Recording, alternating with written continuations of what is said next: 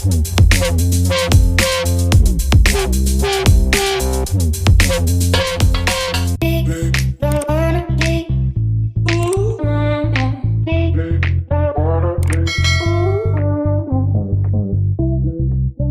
warahmatullahi wabarakatuh. Jumpa lagi dengan saya di channel Guru Idola. Hari ini kita akan belajar tentang mengevaluasi informasi baik fakta maupun opini dalam artikel yang dibaca. Jadi kita perlu tahu, atau mungkin kita harus tahu, bahwa yang namanya informasi itu ada dua jenis. Yang pertama fakta, biasanya berupa data. Yang kedua adalah opini atau pendapat orang.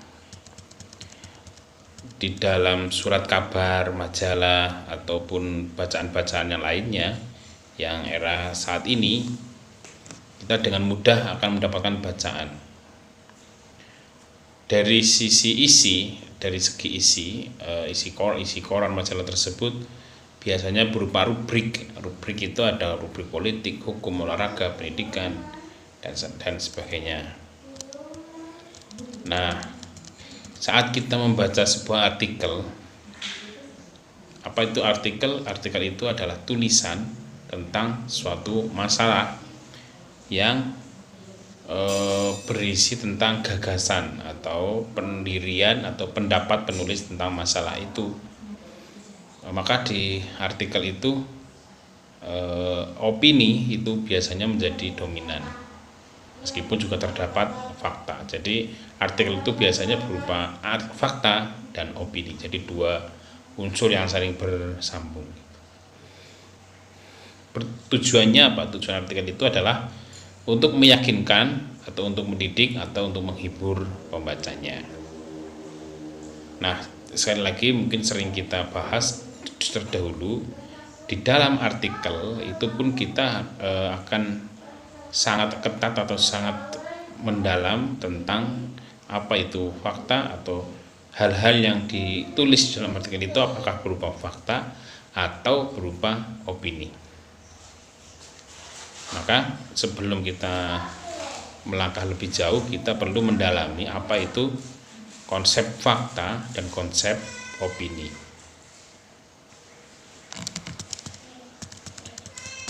Kita dulu sudah pernah menyatakan fakta adalah kenyataan atau peristiwa yang benar-benar ada atau terjadi. Biasanya fakta ini menjawab pertanyaan apa, siapa, kapan, di mana, atau berapa. Kemudian kalau opini itu adalah pendapat atau pikiran atau pendirian seseorang terhadap sesuatu. Biasanya opini ini menjawab pertanyaan bagaimana dan pertanyaan mengapa. Jadi dua. Contoh, kita perlu membaca, dan mungkin kita juga akan bisa mengambil pelajaran dari artikel yang ditulis atau tulisan tentang kondisi di Indonesia agar anak miskin terus bersekolah. Ini adalah peristiwanya diambil dari peristiwa di Afrika Selatan, di mana Nelson Mandela adalah seorang tokoh di sana. Nelson Mandela mengatakan bahwa pendidikan adalah senjata ampuh untuk menguasai dunia. Kata-kata mantan Presiden Afrika Selatan itu menegaskan bahwa betapa pentingnya pendidikan dalam mengubah hidup manusia, bahkan mengubah hidup sebuah bangsa. Bangsa yang maju menandakan setiap warganya bisa mengakses pendidikan dengan baik, termasuk anak miskin sekalipun.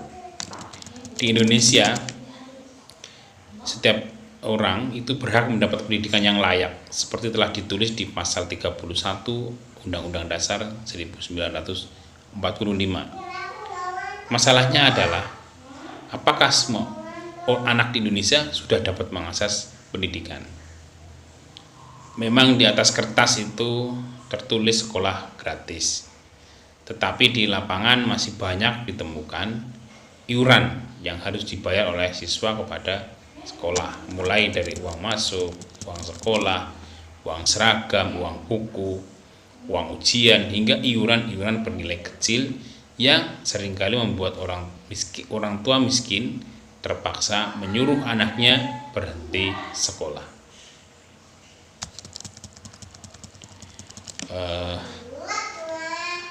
Kemarin juga waktu awal tahun pelajaran itu, orang tua dihadapkan pada beragam keperluan, mulai dari acara perpisahan di kelas sebelumnya sampai bagaimana mendaftar di sekolah lanjutannya.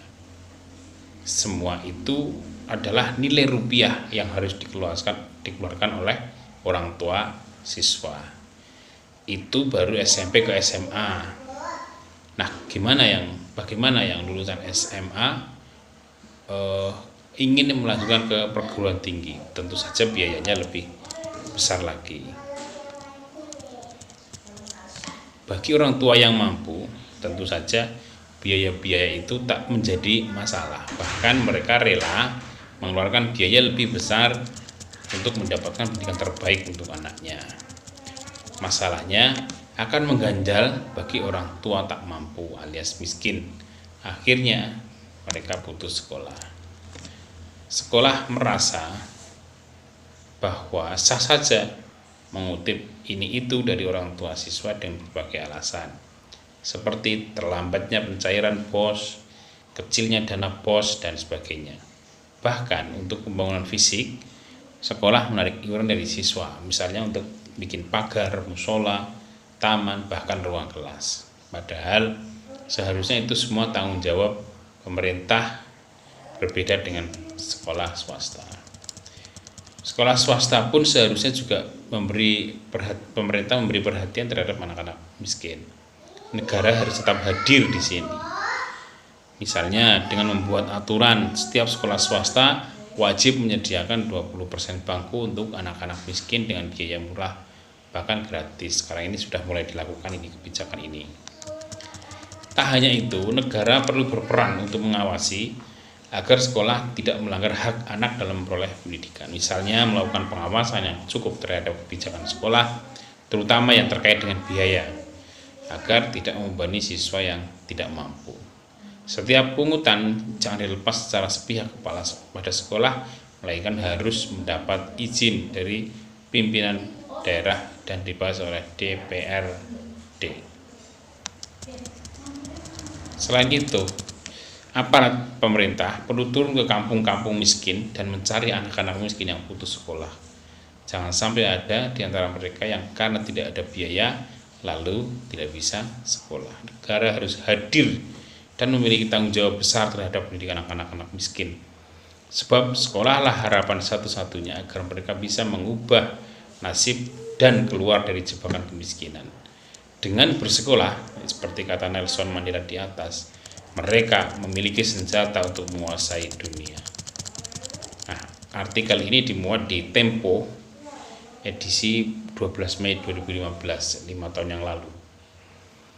Kita bisa mempelajari dari artikel itu yang ditulis itu di Kompas bahwa menemukan fakta dan opini dalam artikel tersebut itu adalah sebuah keniscayaan.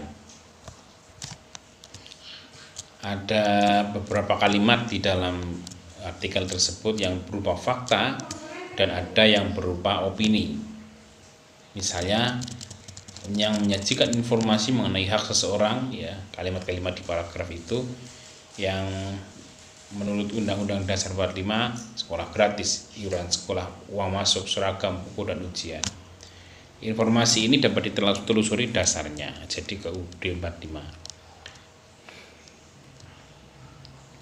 Informasi yang demikian dalam sebuah tulisan artikel tergolong ke dalam fakta karena menjawab apa, bagaimana, siapa, kapan, di mana, dan berapa.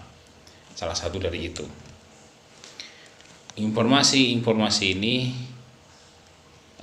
sesuai dengan kriteria adalah berbentuk kenyataan atau peristiwa yang benar-benar ada atau terjadi. Fakta itu